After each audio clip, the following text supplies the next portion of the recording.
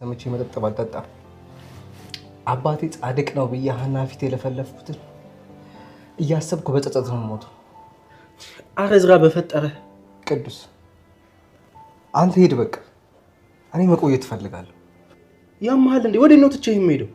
ኡፍ እንዴ በቃ ማትሄድ ከሆነ ደግሞ ምንም ነገር ሳታወራኝ በቃ አርፈህ ቁጭ በል። እሺ በቃ አዘዝና ጠጣ። እኔ ግን እዚሁ እቀመጣለሁ። ስለተረዳኸኝ አመሰግናለሁ። እዝራ ጓደኛዬ እኮ ነህ። ይሄ ደግሞ ለእኔ ግዴታዬ ነው።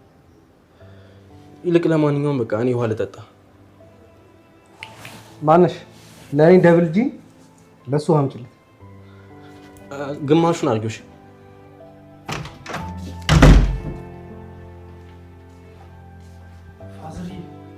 በያ መተሻል እንዴ? አዎ እዚህ ነኝ። ምን ነው ፋዘር ይዝማሉ? የሰማሁት ነገር እውነት ነው? ምን ፋዘር?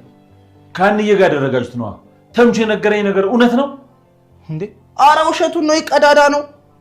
ምን ውሸት ነው ማለት እኮ አድርጋችሁታል ማለት ነው እንዴ?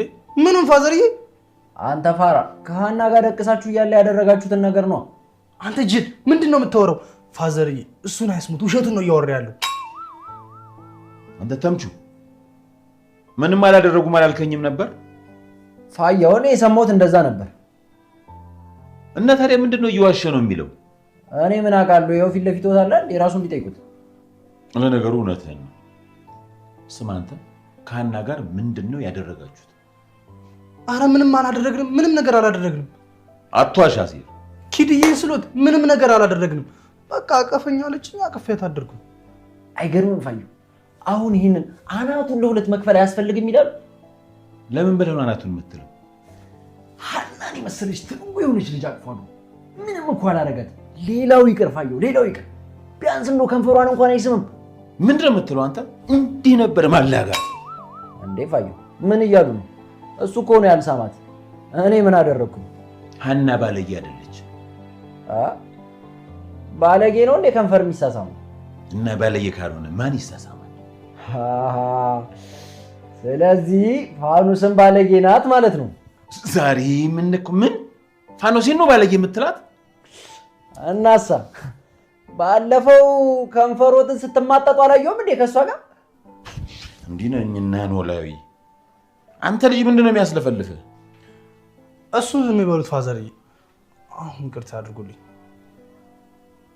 አሲር ያለ ወንጀል ስለኮነንኩ አንተ ይቅርታ አድርግልኝ። አረ ፋዘርዬ፣ እርሶ እኮ አባቴ ሩት። ምንም ነገር ቢሉኝ እኔ አይከፋኝም። ለእኔ አስበው እኮ ነው። አይ ልጅ በል ናቃ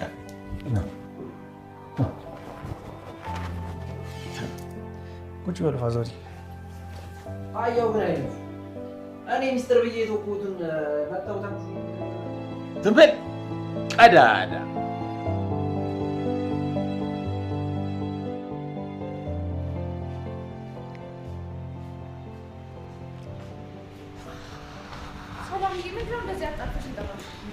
ይሄው ሰላምዬ፣ አይኔ አይደለም አይደል? አይ አይንሽ አይደለም ሀኒዬ። ሀና ሰላምዬ ምን እያደረገች ነው? አይገርምሽም? የቤት እህት እኮ ናት። የቤት እህት? አዎ፣ ህይወትሽን እንደ ጉድ ስትበጠብጠው የነበረችው ልጅ ዛሬ ደግሞ ቤትሽ ውስጥ ደባልሽ ሆና ልትኖር መታልሻለች። ሀና በጣም ይቅርታ። ለምኑ ነው ይቅርታ? ለሁሉም ነገር። ኧረ እባክሽ ይቅርታ። ከዛስ አለቀ? ሌላ ምን ማለት እችላለሁ? ይሄን ቤት ለቀሽ ውልቅ ማለት ነው። ቢሆን ደስ ይለኝ ነበረ፣ ግን አይሆንም። ለምንድን ነው የማይሆነው? የሚሄድበት ቦታ ስለሌለኝ ነዋ። የተፈጠራችሁትን ማየን አምናችሁ ነበር እንዴ? እሱማ ልክ ነሽ፣ ግን ደግሞ በዚህ ሰዓት ያለን ምርጫ የእናንተ ቤት ብቻ ነው።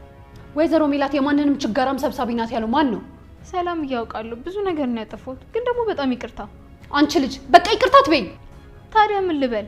እኔ ምን አቅልሻለሁ? ትሰሚኛለሽ ጽዮን፣ እዚህ ቤት ውስጥ ለአንቺም ሆነ ለእህትሽ የሚሆን ቦታ የለንም። ሀኒዬ ምን እያልሽ ነው ያለሽ? ሰምተሻል? እዚህ ቤት በቆየሽ ቁጥር ሞትሽን እያፋጠንሽ እንደሆነ አውቂው። እሺ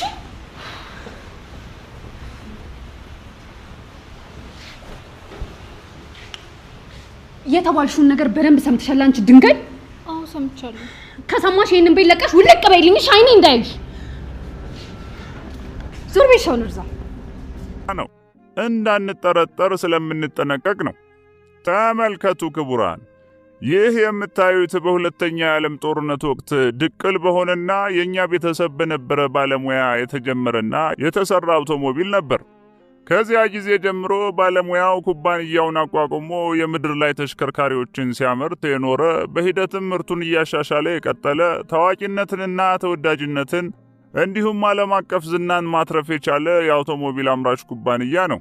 የዓለም ሕዝብ ይህን ካምፓኒ ዛሬ ድረስ ጠንቅቆ ያውቀዋል።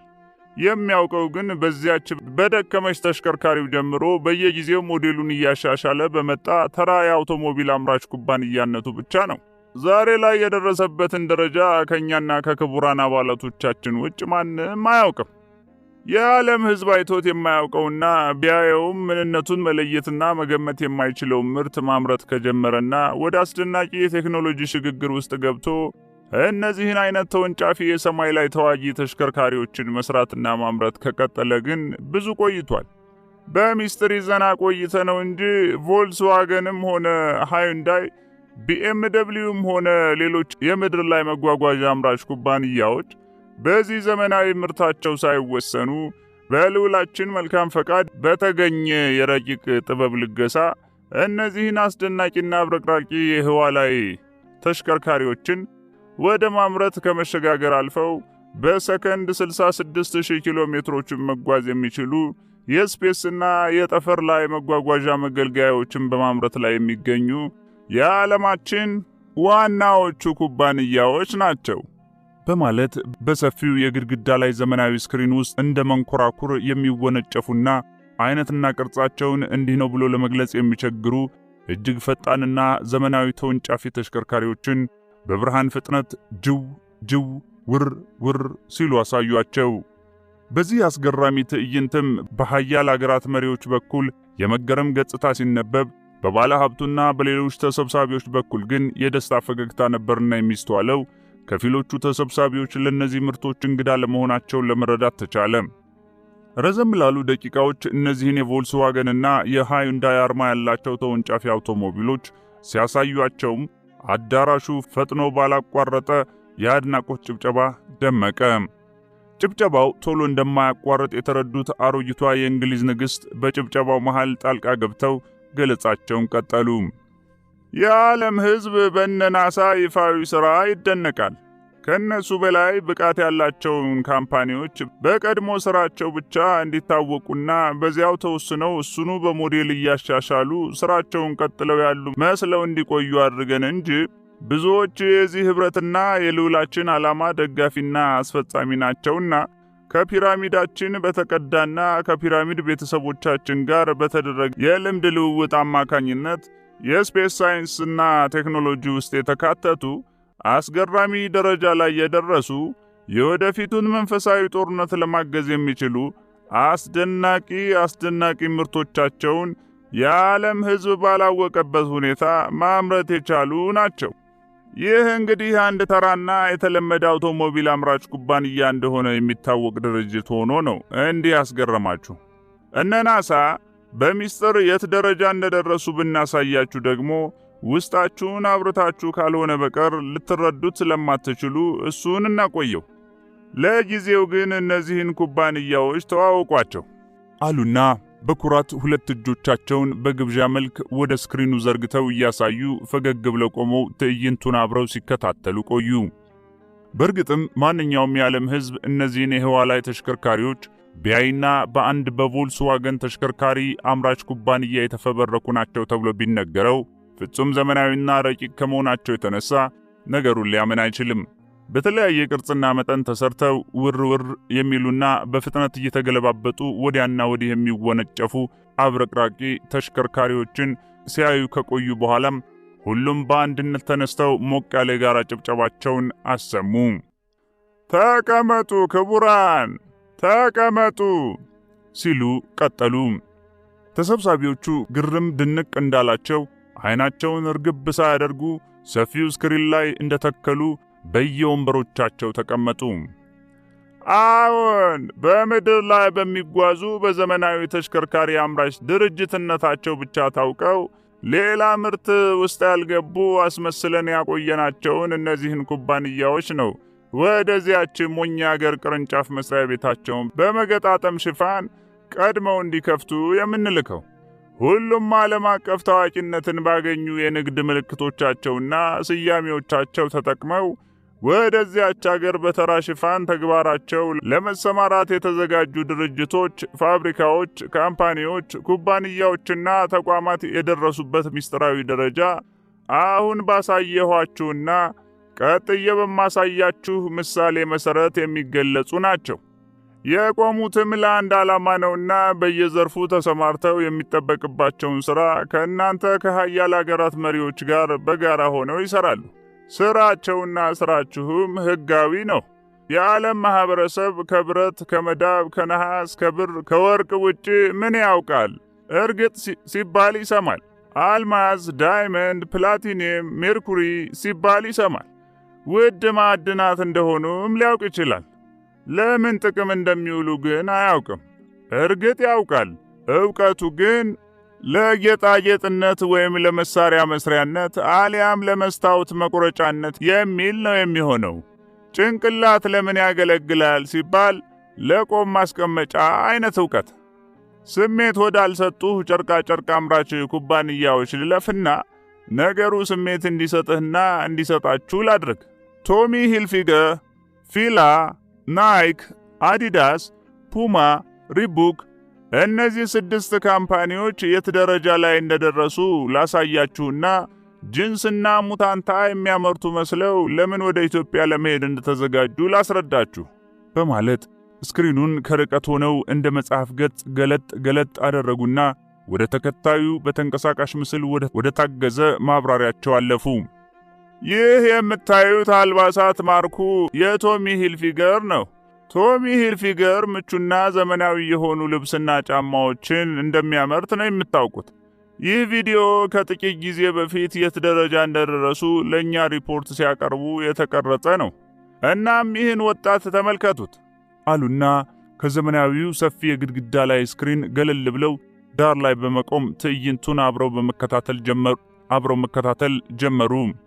በተንቀሳቃሽ ምስሉ ውስጥ የሚታየው ወጣት ሰላምታውን አቅርቦ የለበሳቸውን ተራ አልባሳት አወላለቀና እርቃኑን ሆኖ ታያቸው። ከዚያም የቶሚ ሂልፊገር ምርት የሆኑ አልባሳትን አንድ በአንድ እያነሳ በጥንቃቄ መለባበስ ጀመረ። የውስጥ ሱሪውን፣ ከናቲራውን፣ ሱሪውን፣ ካልሲውን ለባበሰ። ቀጥሎ ተመሳሳይ ቀይ ቀለም ያለውን ጫማ ተጫማ። ቀጥሎ ከቆዳውና ከመልኩ ጋር ተመሳሳይ ሆኖ የተሰራ ጸጉሩን ያካተተና የአይን መነጽርም አብሮ የተገጠመለት የፊት መሸፈኛ አንስቶ ራሱ ላይ ደፋ። ሄልሜት የመሰለ ቆቡን ከደፋ በኋላም ከወደ አገጩ አካባቢ ግራና ቀኝ ሳብ እያደረገ ተለጣፊ ስስ ጨርቆቹን ወደ ታች እስከ አንገቱ ለጥጦ አውጥቶ አንገቱን እስከ ደረቱ ሸፈነበት። ቀጥሎ የእጅ ጓንቶቹን አጠለቀና የቶሚ ሂልፊገር የንግድ ምልክት ያለበትን ሰዓት እጁ ላይ አሰረ። በመጨረሻ ተራ የክረምት ጃኬት የሚመስለውን ወፈር ያለ ቀይ ጃኬት ከላይ ደረበና ዚፑን ዘጋው። ያው ተራ ልብስ ነው ክቡራን በማለት ወዲያ ወዲህ እያለ ተዟዙሮ አሳያቸው። በዚህ ጊዜ ንግሥቲቱ ተንቀሳቃሽ ምስሉን ለአፍታ ያህል አስቁመው ይህ ወጣት እንደምታዩት የቶሚ ሂልፊገር ምርቶች የሆኑ ሙሉ አልባሳትን ለብሶ የቶሚ ሂልፊገር የንግድ ምልክት ያለበትን ጫማ ተጫምቷል። እንደምታዩት እንዲሽክ ብሎ ዘንጦ በአደባባይ ቢዘዋወር የለመደውን ልብስ ነውና የለበሰው የማንንም ትኩረት ላይ ስብ ይችላል። ሁላችንም ሙሉ ቱታ እንደምንለብሰው አይነት አለባበስ ነው። ነገር ግን ተመልከቱ፣ ይህ ከፊት ለፊቱ የምታዩት በአውሮፓ ምድር ከባዱና አስፈሪው እሳተ ገሞራ የሚንተከተክበት ቦታ ነው። ብዙዎቻችሁ ይህንን የዓለማችን አስደንጋጭ የሆነ የእሳተ ገሞራ ባህር ያለበትን ቦታ ጎብኝታችሁ ይሆናልና ታውቁታላችሁ ካሉ በኋላ ተንቀሳቃሽ ምስሉ እንዲቀጥል አድርገው ከስክሪኑ ዘወር አሉላቸው። በዚህ ጊዜ በቀይ አልባሳት ዝንጥ ብሎ ደምቆ የሚታየው ወጣት እሳተ ገሞራው ወደሚንተከተክበት ገደል ተወርውሮ ሊገባ ተዘጋጀና ጫፍ ላይ ቆመ። መሪዎች አይናቸው ተጎልጉሎ ሊወጣ የደረሰ እስኪመስል ድረስ ሰፍ ብለው ወጣቱ ልጅ ላይ አፈጠጡበት። ወጣቱ 1 2 3 4 5 6 ብሎ ቆጠረና እንደ ስልጡን ዋናተኛ ከላይ ዘሎ ወደ አስፈሪው የእሳተ ገሞራ ባህር ተወርውሮ ሄዶ ጠልቆ ገባበት። ከተሰብሳቢዎች ውስጥ ብዙዎች የድንጋጤ አየር ወደ ውስጥ ሳቡ። ወጣቱ ዋናተኛ የእሳት ባህሩ ውስጥ ሆኖ መዋኘት ጀመረ። እሳተ ገሞራውን በእጆቹ እየቀዘፈ መዋኘቱን ቀጠለ። በደንብ ሲንቦራጨቅ ተመለከቱት። ብቅ ጥልም እያለ እያያችሁኝ ነው? በደንብ ይዩኝ በማለት እየጋበዘ ዋናውን ቀጥሎ ቆየ። ከደቂቃዎች በኋላ ዋናውን ጨርሶ ከእሳተ ገሞራው ወጥቶ ቋጥኞቹን በእጁ እየያዘ ወደ ላይ ወጣና ዘሎ ከመግባቱ በፊት ቆሞ ወደ ነበረበት ቦታ ተመለሰ። ብዙዎች በአድናቆትና ባለማመን የእጆቻቸውን መዳፍ በአፋቸው ላይ ጫኑ። ወጣቱ የእሳተ ገሞራ ዋናተኛ ከልብሱ ላይ አንዳችም የቃጠሎ ምልክት ሳይታይ፣ ምንም አይነት የመጨማደን ነገር ሳይኖር፣ የእሳት ፍንጥርጣሪዎች ልብሱ ላይ ሳይታዩ ከመግባቱ በፊት ዘንጦ ቆሞ እንደነበረው ከወጣ በኋላም እንደዚያው እንደዘነጠ ምንም ነገር ሳይሆን ቆሞ ታየ። እንደምታዩኝ ምንም ነገር አልሆንኩም። የሙቀትም ሆነ የብርድ ስሜት እየተሰማኝ አይደለም፣ ሰላም ነው በማለት አረጋገጠላቸውና ልብሶቹንና ጫማዎቹን ተራ በተራ አውልቆ አጥፎ አስቀመጠ። መነጽሩንም ቆቡንም ሰዓቱንም አውልቆ አስቀምጦ እንደ መጀመሪያው እርቃኑን ታየና ትዕይንቱን ለማሳየት ሲመጣ ለብሶት የነበረውን ሌላ ተራ ልብስ መልሶ ለብሶ ተሰናብቶ ሄደ። ንግሥቲቱ ቀጠሉ። አትገረሙ ክቡራን ሲሉ ጀመሩ። የልዑላችን ጥበብ ከዚህም ያለፈ ነው። እርሱ ሁሉንም ጥበቡን ሳይሰስት ለእኛ የሚለግስ ነው። በመንፈሳዊ ጭፍሮቹ አማካሪነትና ጠቋሚነት የትኛው ግብዓት ለምን መሆን እንደሚችል እየገለጠ የምድርን ረቂቅ ማዕድናት በአግባቡ አሟጠን እንድንጠቀምና በስልጣኔ እንድንራቀቅ አድርጎናል። ከመጀመሪያው ጀምሮ ዕውቀትንና ጥበብን ሲገልጥልን የኖረን ልዑል ነው መመኪያችን ያደረግነው። እናም እሱኑ በራሱ ስጦታ አግዘን ከልዑልነት ወደ ንጉሠ ነገሥትነት ለማሸጋገር ነው እየሰራን ያለ ነው። ስለዚህ አትደነቁ ካሉ በኋላ መድረኩ ላይ በዝምታና በኩራት ጉርድድ ሲሉ ቆይተው ቀጠሉ። ይህንንም ተመልከቱ። ፊላ በተባለው የዘመናዊና የፋሽን አልባሳት አምራች በሆነው ድርጅት የተሰራ አልባሳት ነው በማለት ወደ ተመሳሳይ ምሳሌ አልፈው ማሳየት ጀመሩ። ፊላም እንደሌሎቹ በዘመናዊ የጫማና አልባሳት ምርቶቹ የምታውቁት ተራ ድርጅት መሆኑ ነው። ነገር ግን በሚስጥራዊ ማንነቱ እዚህ ደረጃ ላይ ደርሷል። አንድን ሰው መግደል ብትፈልጉ ሽጉጥ ልትጠቀሙ ትችላላችሁ። ባይሞትስ በኤኬም ትሞክራላችሁ። አሁንም አልሞተም። በመትሬስ፣ በሞርታር፣ በወዘተ ሞክራችሁ የማይሞት ሆኖ ብታገኙት እንዲህ እያላችሁ ቀጥላችሁ ከሚሳኤል እስከ ምናምን ሞክራችሁ ባይሳካላችሁ ባዮሎጂካል ጦር መሳሪያም ተጠቅማችሁ ባይሆንላችሁ ልትጠቀሙ የምትችሉት ሌላ መሳሪያ አስቡና እስከ ቀላል ኒውክሌር ድረስ ሂዱ። እናም መግደል ሳትችሉ ቀራችሁ። ሰውየው ግን ያው እንደናንተ ተራ ሰው ነው። ለምን መግደል አልተቻለም ካላችሁ ይህንን አስደናቂ የፊላ ምርት የሆነ አልባሳት ለብሷል ማለት ነው። ይህን ልብስና ጫማ በለበሰ ሰውም ሆነ ሮቦት ላይ ሁሉም አይነት የጦር መሳሪያዎች አቅም አይኖራቸው። ሁሉን እያፈናጠረና እያንሸራተተ ይመልሳል። በብርሃን ፍጥነትም አቅጣጫዎችን እያስለወጠ ከሰውየው ያሸሻል። እንደምትመለከቱት ይህ ሰው በሁሉም መሳሪያዎች እየተሞከረ ነው። በከባድ ጨረር ሳይቀር እየተሞከረ ነው። ነገር ግን ንቅንቅ አላለም። ጅምላ ጨራሽ በሚባል የኬሚካል ጦር መሳሪያ ብትጠቀሙ እንኳን ሰውየው ላይ ቅንጣት ጉዳት ማድረስ አትችሉም። ሰውየው እንደናንተ አይነት ሱፍ ለብሶ ከራባት ያሰረ ቆዳ ጫማ የተጫማ ፊቱን ምንም የማያስታውቅ የውበት ፓውደር ነገር ተቀብቷል። ውሃ ቀለም ያለው የአይን መነጽር አድርጓል። ጸጉሩን እንደምታዩት ቅባት ተቀብቶ አምሮበታል። ፊቱንና ጸጉሩን የተቀባቸው የመዋቢያ ምርቶች ማናቸውንም አይነት የሳተላይት ጨረሮችንና የኒውክሌር ፈሳሾችን በአጠገባቸው ድርሽ እንዳይሉ የሚያደርጉና የጦር መሳሪያ ጥይቶችን በቀላሉ ማፈናጠር የሚችሉ ናቸው። ያደረገው መነጽርም በእይታ ብቻ ጥይቶቹን ወደ ፈለገበት አቅጣጫ አስለውጦ ማሸሽ ያስችለዋል በማለት ተመሳሳይ ምሳሌ አሳይተው በእጅጉ አስደነቋቸው። አዲዳስ የደረሰበትን ደረጃ ደግሞ ተመልከቱ። ጥቂት ተሳታፊዎች እንደምታውቁት የአዲዳስ የንግድ ምልክት 3 ፕላኔቶችን ይወክላል። ከምድር ቀጥሎ ማርስና ሜርኩሪን።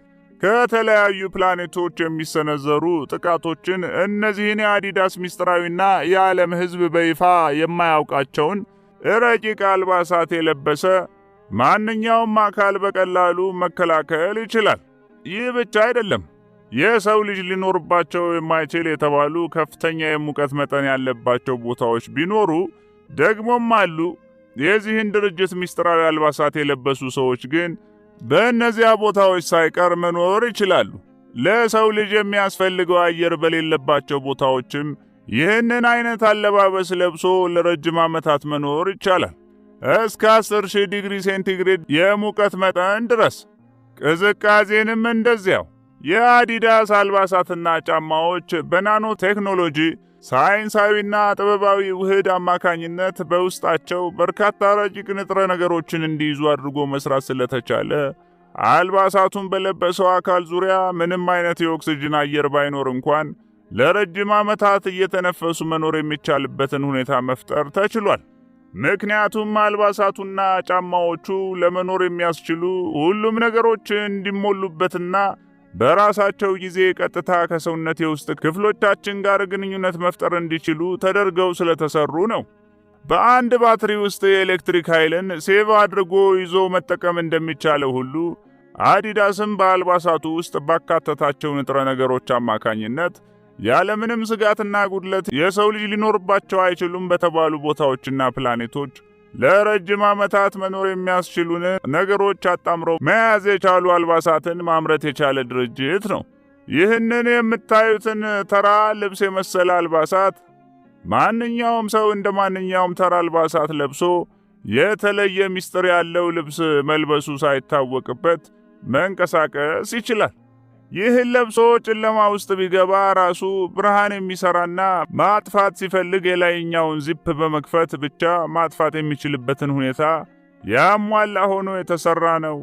በአካባቢው ውሃ ቢጠፋ ውሃ እንዳይጠማ የሚያደርግ የሰውነት ክፍልን የቅዝቃዜና የሙቀት መጠን ማስተካከል የሚችልም ነው።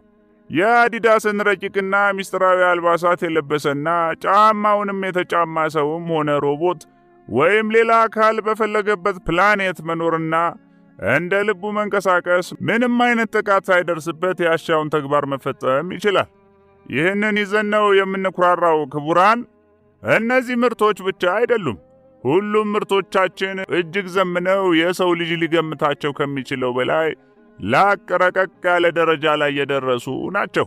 እነዚህ በአስፈላጊው ጊዜና ቦታ ወደፊት ጥቅም ላይ የሚውሉ ምርቶች በአስፈላጊው ሀገርና አህጉር በሚሊዮንም በቢሊዮንም ይመረታሉ። ወደ መጨረሻው ስንቃረብ የመጨረሻው ድል አስፈጻሚዎች ለሆኑ የውጊያ ተሳታፊዎችና አካላት ብቻ ጥቅም ላይ የሚውሉ ናቸው። እስከዚያ ድረስ ግን ምስጢራዊነቱ ተጠብቆ ድርጅቶችም በተለመደው ተራ ምርታቸው ቀጥለው ነው ለዓለም ሕዝብ የሚታዩት። ይህንን ማን ሊያውቅ፣ ማን ሊገምት፣ ማን ሊያምን ይችላል? ማንም። ይህንንም ተመልከቱ። ሰውየው ወፈር ወፈር ያሉ ውስጣቸው በጥጥ የተሞላ የክረምት ልብሶች የመሰሉ የናይክ ምርቶችን በመልበስ ላይ ነው። ጫማውን ተጫማ፣ ጓንቱን አጥልቆ ከእጅጌው ጋር አያያዘ።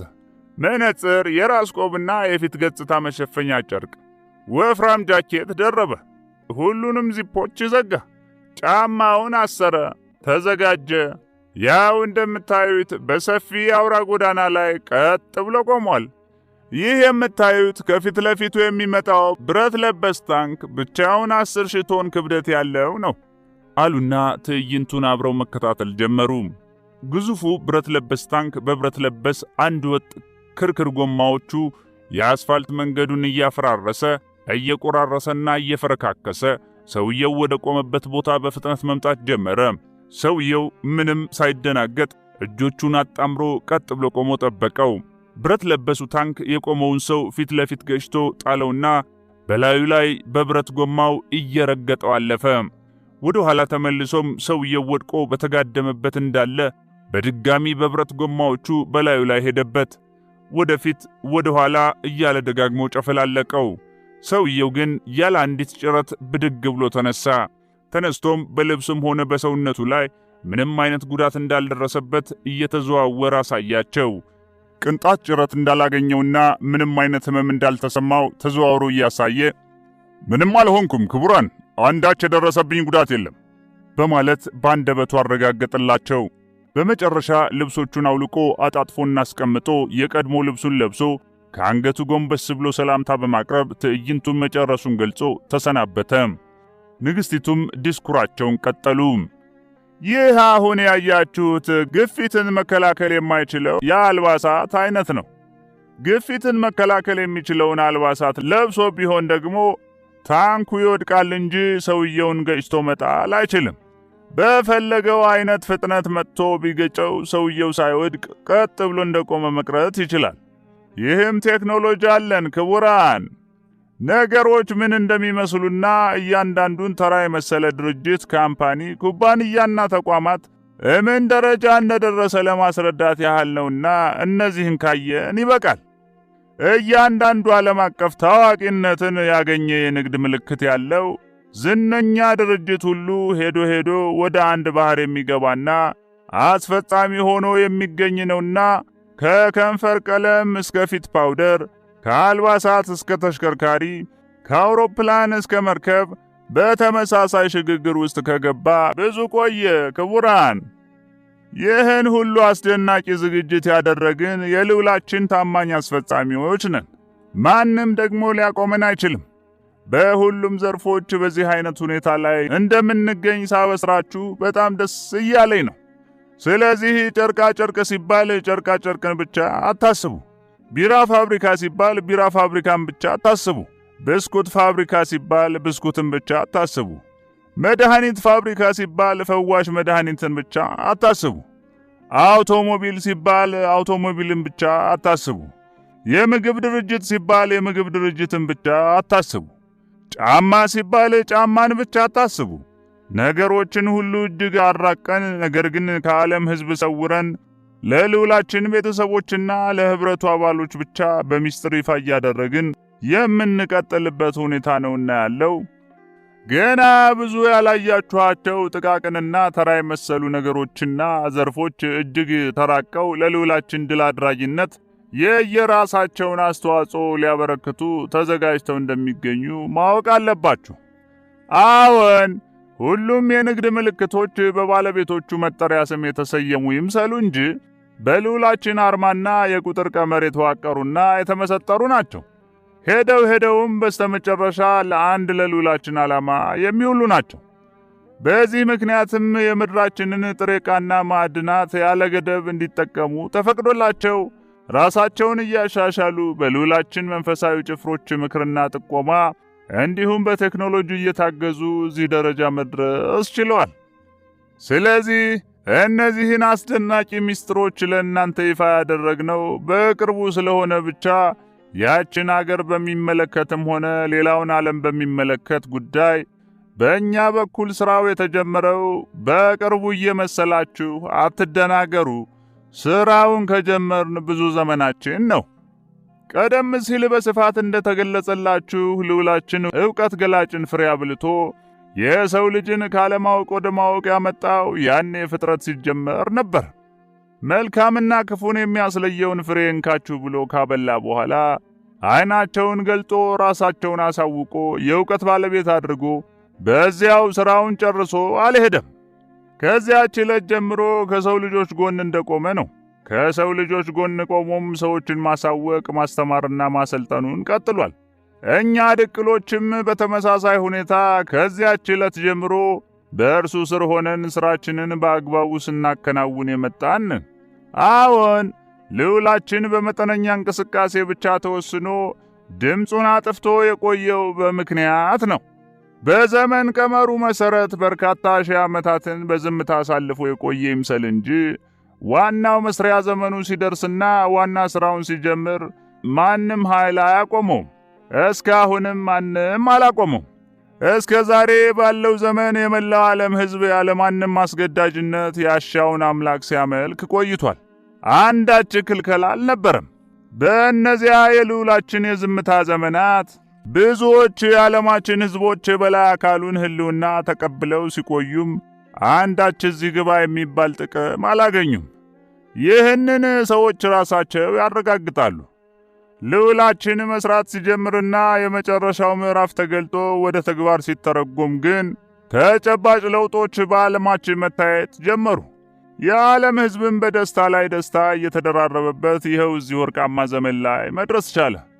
ስለዚህ ያላንዳች ክልከላና ጉትጎታ ሁሉም ሕዝብ ለማለት ይቻላል በገዛ ፍላጎቱ ወደ ልዑላችን ቦይ እኩል መፍሰስ ጀመረ።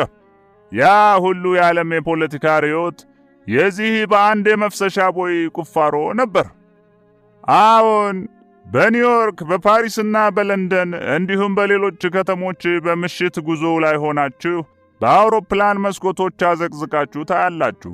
በብርሃን የደመቀ አብረቅራቂ የምድር ከተማ ስታዩ ምን እንደሚሰማችሁ ግልጽ ነው። ይህን ሁሉ ብርሃን ያስገኘ ኤሌክትሪክ ኃይል እንዲህ አድርጎ ከተማውን ያደመቀው ብርሃን የማንና ከማን የተሰጠ መሆኑን ስታስቡና የማን ስጦታ መሆኑ ሲገባችሁ በአድናቆት ፈገግ አትሉምን? አውቃለሁ ትላላችሁ። ከዚያ ይጀምራል የልዑላችን ስጦታ። ተጨባጭ ውጤቶች የሌለበት ስጦታ በልዑላችን ዘንድ ጨርሶ የለም። የበላይ አካሉን ስጦታ ደግሞ አስቡ። አንዲት ብቻ፣ እሷም ተራ ቃላቶች የታጨቀባት የሃይማኖት መጽሐፍ። ባዶ ተስፋ። አዎን፣ ባዶ ተስፋ። እንደ በርካታ ኢትዮጵያውያን በኩራዝ ብርሃንና በኩበት ጭስ ከመጨናበስ ውጭ በበላይ አካሉ ስጦታ የተገኘ ተጨባጭ የሆነና አስደናቂ ውጤት ያሳየ ስልጣኔ በምድራችን የለም። ልዑላችን ግን ተጨባጭና አስደናቂ ውጤቶች ያሳዩ፣ ዓለማችንንም እዚህ ወርቃማ ዘመን ላይ ያደረሱ ስጦታዎችን ሲሰጠን የኖረ ነው። ያኔ መግለጥ የጀመረውን ጥበብ ቀጥሎ በመንፈሳዊ ጭፍሮቹና በእኛ በድቅሎች አማካኝነትና አስፈጻሚነት ዓለምን እዚህ ደረጃ ማድረስ ችሏል። ስለዚህ ከሰው ልጅ የፍጥረት ጊዜ ጀምሮ አንዲትም የባከነች ጊዜ የለችም። ያልተዘጋጀንባት አንዲትም ዘርፍ እንደሌለች ሳረጋግጥላችሁ በደስታ ነው። የዘመናት የሥራ ውጤታችንም ነው የመጨረሻውን ጦርነት በድል እንድንወጣው የሚያደርግን። የሰው ልጅ በዚያች ዕፅ አማካኝነት በልዑላችን ድጋፍ ራሱን ካለማወቅ ወደ ማወቅ እንደመጣውና በዚህም የበላይ አካሉ ሞትን እንደጋበዛቸው ወደ ሕይወት መልሰው እንዳይመጡና ያችን ዕፅ እንዳያገኙ በነበልባል ሰይፍ እንደዘጋባቸው ሁሉ ልዑላችንም ሰዎች ያችን የሕይወት ዛፍ መልሰው የሚያገኙበትን ዕድል ሳይፈጥርና የምድርን ሕይወት ዘላለማዊ ሳያደርግላቸው የሚዘጋ ምዕራፍ የለም። ይህችን ወሳኝ ጉዳይ በእጁ ለማድረግና ለእኛ መልሶ ለመለገስ ነው ዝግጅቱ። በዚህም መላው የዓለም ሕዝብ ነውና የሚጠቀመው። እኛና እናንተ አጋዥ ሆነን የመሰለፍና ድሉን እውን የማድረግ ኃላፊነታችንን በአግባቡ መወጣት ይጠበቅብናል። ወደዚህ ኅብረት የተጠራችሁትም ለዚህ የጋራ ተግባር ነው። ዘንዶውን በኒውክሌር እናግዛለን። ተባባሪው ሆነንም ለድል እናበቀዋለን። ከድል በኋላ አዲሱ የምድር መንግሥት ምስረታውን ይሆናል። ካለመኖር ወደ መኖር የመጣችውና ከመኖርም ወደ አለመኖር ልትመለስ የተዘጋጀችውን ዓለም ከመኖር ወደ መኖር አድርጎ መግታት የሚል ዓላማ ይዘን የተነሳነን። ድሉም የኛ ይሆናል። የምድር ሕይወትንም እናስቀጥላለን። ልዑላችንንም እናነግሳለን። ሁሉንም ለእርሱ እናስገዛለን። መናገሻውን ድንቅ ከተማም በጣና ሐይቅ እምብርት ድንቅ አድርገን እንገነባለን ስንላችሁ የከረምነው እንዲሁ ዝም ብለን ለፉከራ አይደለም፣ ተረት ተረት አይደለም። በሂደት በጥረትና በተጨባጭ እንደሚሆን አውቀን እንጂ በቅዠት አይደለም ክቡራን። ስለዚህ ጥቃቅን ድርጅት፣ አነስተኛ ዝግጅት የሚባል ነገር በእኛ ዘንድ የለም። በዚያች አገር ላይ የምንፈልጋቸውን ቦታዎች ይዘን በጽኑ መሠረት ላይ እስክንደላደል ድረስ ግን በጥንቃቄና ትኩረት በማይስቡ ስሜት በማይሰጡ አኳኋኖች መግባት ስላለብን ነው ነገሮችን ቀልድ አስመስለን በዝግታ እየተራመድን ያለ ነው። ስለዚህ እነዚህ አንተ ጥቃቅን የመሰሉ ጨርቃ ጨርቅ አምራች ድርጅቶችና ተራ የአውቶሞቢል መገጣጠሚያ ያልካቸው ካምፓኒዎች ቦታ ይዘው እንዲቆዩ ብቻ ሳይሆን ለውጩና ለውስጡ ግንባታ አስፈላጊ የሆኑ ረቂቅ ግብዓቶችን የሚያመርቱ ድርጅቶች ስለሆኑ ነው። የተመረጡበት መስፈርት ይህ ነው። በእርግጥ ልክ ነህ። የዓለም ሕዝብ ቮልስዋገንን የሚያውቀው ያኔ በሁለተኛው የዓለም ጦርነት ወቅት በሂትለር አማካኝነትና አስገዳጅነት የማትግል አውቶሞቢል ሥራ ተብሎ ታዞ በአንድ ቀን እንደሰራት ነው። በዚያች በአንድ ቀን በሰራት ተሽከርካሪ ሥራውን ጀምሮ በዚያው ድርጅቱን ከፍቶ እንደቀጠለ ነው። የዓለም ሕዝብ የሚያውቀው ያን የተለመደ የሽፋን ዜናና ትምህርት ነው። እኛ እናንተን ወደዚህ ወደ ተቀደሰ ኅብረት ጠርተን ምስጢር ብለን እያካፈልናችሁ ያለው ግን የዓለም ሕዝብ የሚያውቀውን ዕውቀትና ዜና አይደለም ክቡራን። ከዓለም ሕዝብ ሰውረን ያቆየናቸውን ረቂቅ ምስጢራት ነው እያካፈልናችሁ ያለ ነው። እና ከዓለም ሕዝብ ጋር ከተዳበለ ዝባዝንኬ የጋራ ዕውቀትና ግምት ውጡ። በጣም ይግረማችሁና ለዚያች አብረቅራቂና ከሰው አእምሮ በላይ ለሆነችው የመጨረሻ ድንቅ የቴክኖሎጂ ከተማችን ግንባታ የብረት ነክ ሥራዎችን ሙሉ በሙሉ ለመስራት ጨረታውን ያሸነፈው ካምፓኒ ቮልስዋገን ነው። ትርጉሙም አርማውም እንደተባለው የሰው ስም ሳይሆን የልዑላችን የቁጥር ቀመሮች የተቀመሩበት 666 ነው። ይህ በዕብራይስጥ ፊደላትና በላቲን ቁጥሮች በተለመደው ቀመር መሰረት ቀድሞ የተቀመረ የንግድ ምልክት ነው።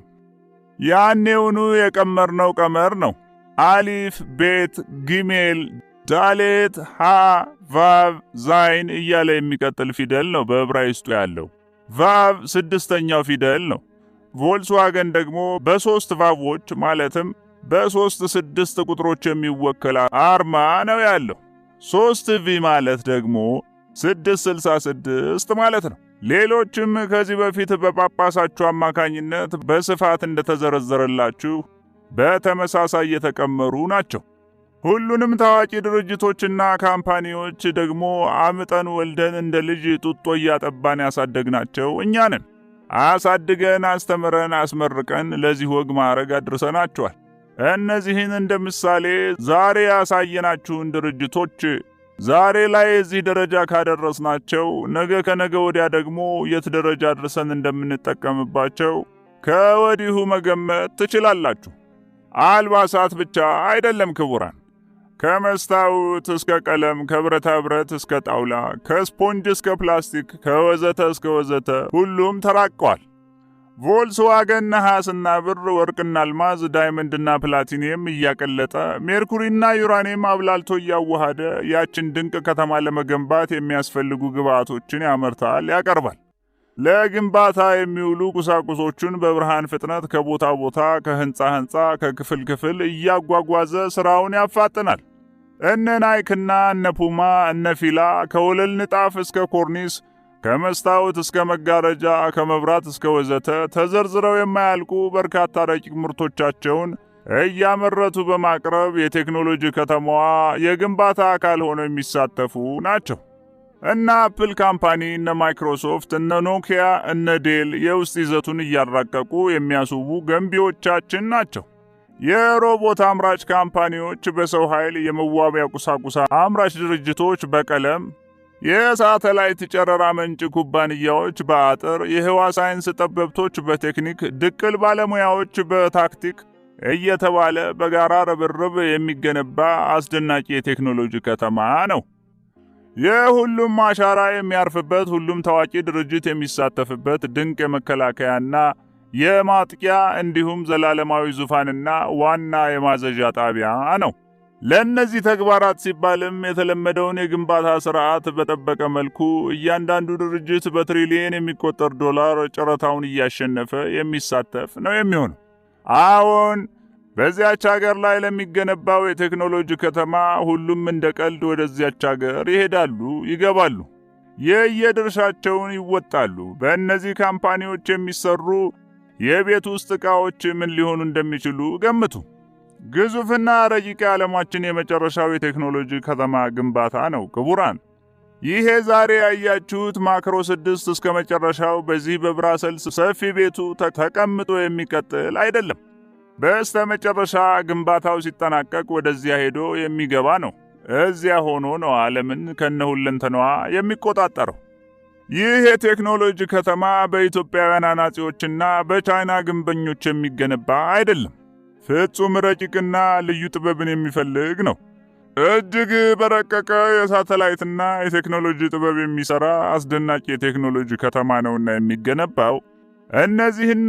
እነዚህን የመሳሰሉ ወደ ረቂቅ የቴክኖሎጂ ሽግግር ውስጥ የገቡ የንግድ ድርጅቶችና አምራች ተቋማት በየዘርፉ ተቀናጅተው ዳር የሚያደርሱት የግንባታ ፕሮጀክት ነው። ይህ ነው የተመረጡበት መስፈርት። አሁንስ ስሜት ሰጠህ? ሲሉ ጠየቁት።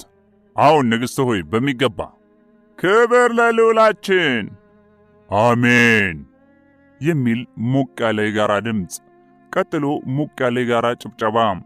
ቀጥል በማለት ለኢንዶኔዥያው መሪ ዕድል ሰጡ። አመሰግናለሁ ንግሥት ሆይ፣ ክብር ለልዑላችን ሲል ጀመረ። በእውነቱ አስደናቂና አስደሳች ነገሮችን ነው በየጊዜው እየተመለከትን ያለ ነው። እናም ይህን ሁሉ ድንቅ ጥበብ ለግሶ ወደዚህ የማይታመን አስደሳች ሽግግር ያመጣንን አለቃችንን በደንብ ማመስገን አለብን። ወደ ጥያቄ ሳልፍ የእኛና የልዑላችን ጎል በሆነችው በዚያች ሀገር ውስጥ በከፍተኛ በጀት ጥናት ተደርጎ የት ቦታ ላይ መስፈር እንዳለብን ግንዛቤ ተወስዶ ቦታዎቹም ተለይተውና ተመርጠው ለመረከብ በዝግጅት ላይ እንደሆን ነው የተገለጸው። ይህን ሥራ ለመስራት አጠቃላይ የሚያስፈልገን የቦታ ስፋት ተብሎ የተቀመጠው ደግሞ 185,000 ስኩዌር ኪሎ ሜትር ወይም 16.6 ሚሊዮን ሄክታር ነው። ይህ ማለት ደግሞ የአገሪቱ 1/6 የመሬት ክፍል የግድ ያስፈልገናል ማለት ነው። ይህን ያህል ስፋት ያለው መሬት በክቡርነትዎና በቤተሰቦቹ እንዲሁም በዓለማችን ቢሊዮነሮችና በእኛ በኃያል አገራቱ መንግስታት በኩል ብቻ ሕጋዊ በሆነ መንገድ በቀላሉ ማግኘት ይቻለናል? በእርግጥስ ከውጭ በኩል ለሚሰራው ሥራ ይህን ያህል መሬት በትክክል አስፈላጊያችን ሆኖ ነው ወይስ እንዲሁ ሰፋ አድርጎ ለመያዝ? ቦታዎቹ የተመረጡትስ ምንን ማዕከል አድርገው ነው? ሌላው በእስካሁኑ ሂደት ከሚያስፈልገን የቦታ ስፋት ውስጥ ግማሽ ያህሉን ለመረከብ ዝግጅቱ እንደተጠናቀቀ በክቡርነቶ ገለጻ ተረድተናል። ይህ እንዴት ሊሆን ቻለ? በምን ዘዴ ማሳመን ተቻለ? የአገሪቱ ባለስልጣናትና ጉዳዩ የሚመለከታቸው ሚኒስትሮች ወይም የኢኮኖሚ ባለሙያዎቻቸው በእርግጥ ገብቷቸውና አምነውበት ነው ወደ መስማማት የመጡት? በዚህና በአጠቃላይ በጀት ዙሪያ መጠነኛ ገለጻ ቢያደርጉልን መልካም ነው። ከዚሁ ጋር አያይዘው